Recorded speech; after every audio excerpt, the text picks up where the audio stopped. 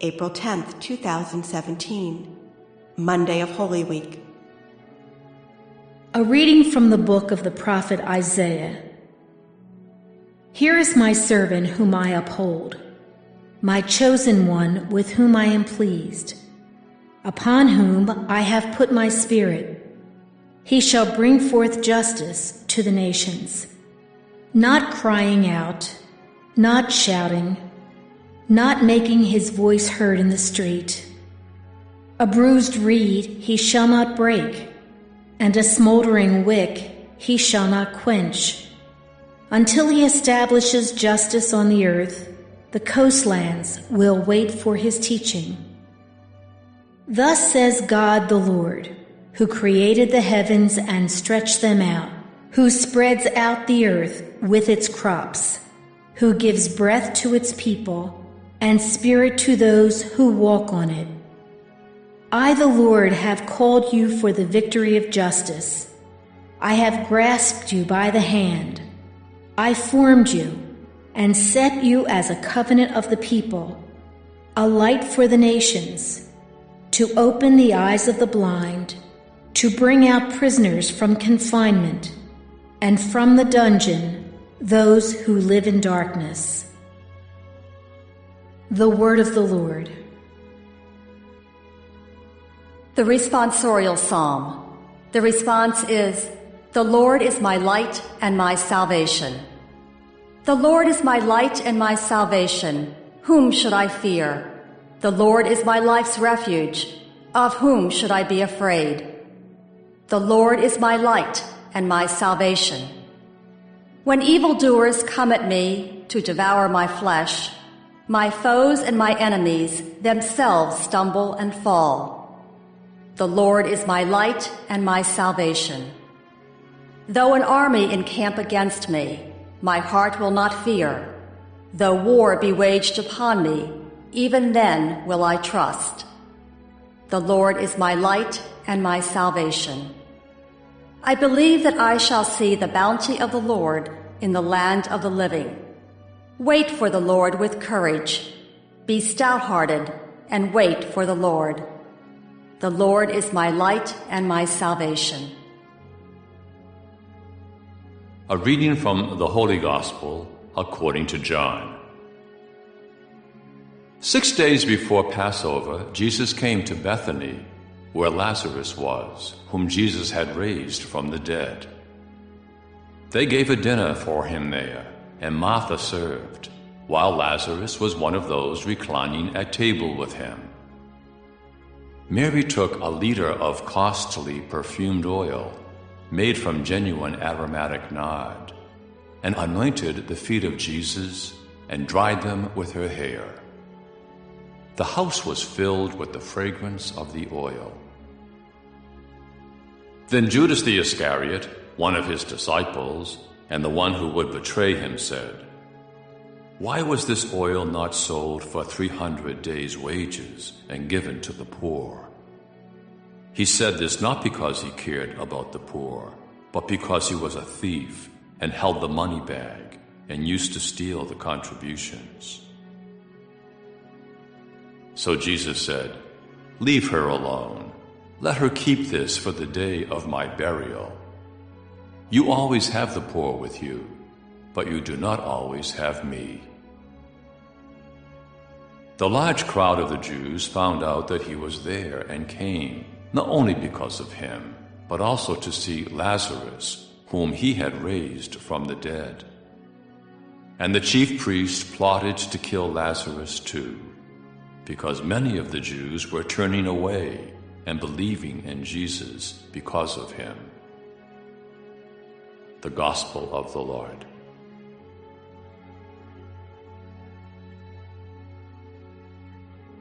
April 10th, Monday of Holy Week.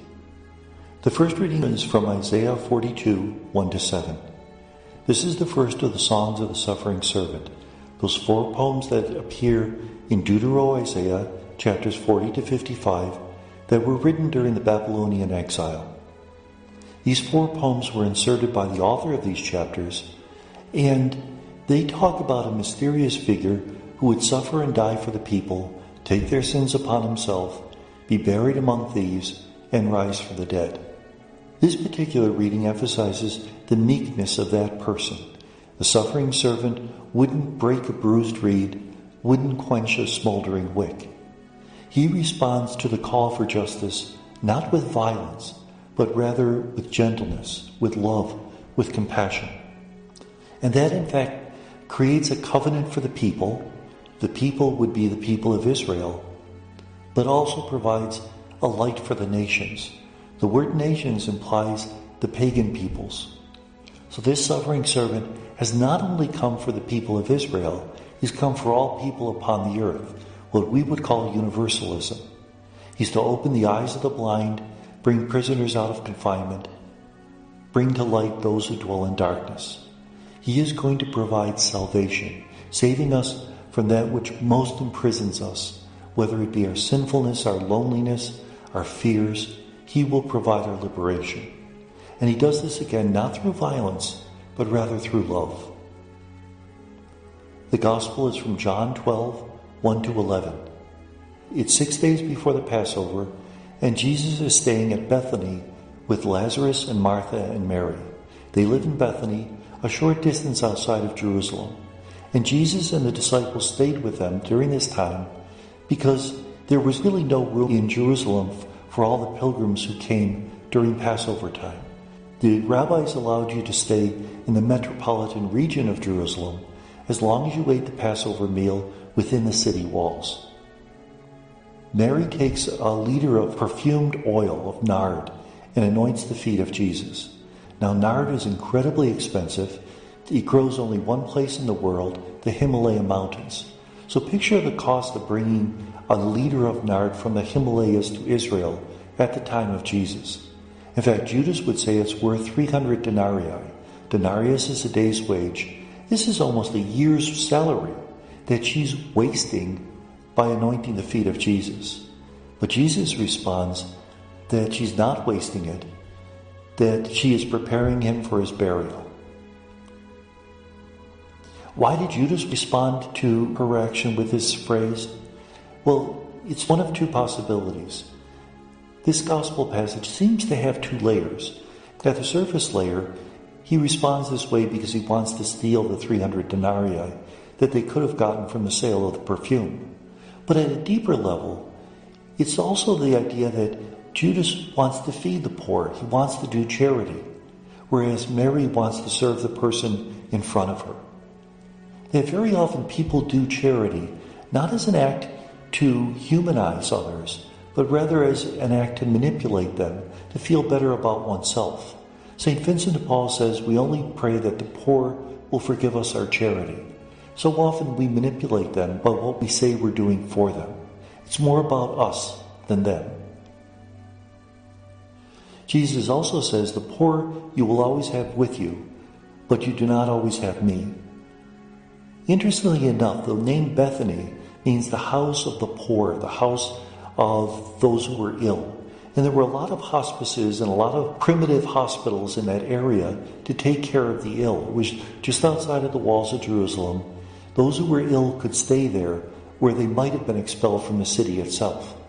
And so when he says these verses, he can almost look outside the window and show them the various poorhouses, the various houses for the ill, right in that neighborhood. Them you will always have with you, me you won't. This is obviously a preparation for the burial of Jesus, a prefiguration of what will occur. And then at the end of the passage, we hear that the leaders of the Jews also want to kill Lazarus because he's a clear sign of the fact that Jesus is Lord of life. He provides life, and they choose death. And may God bless us.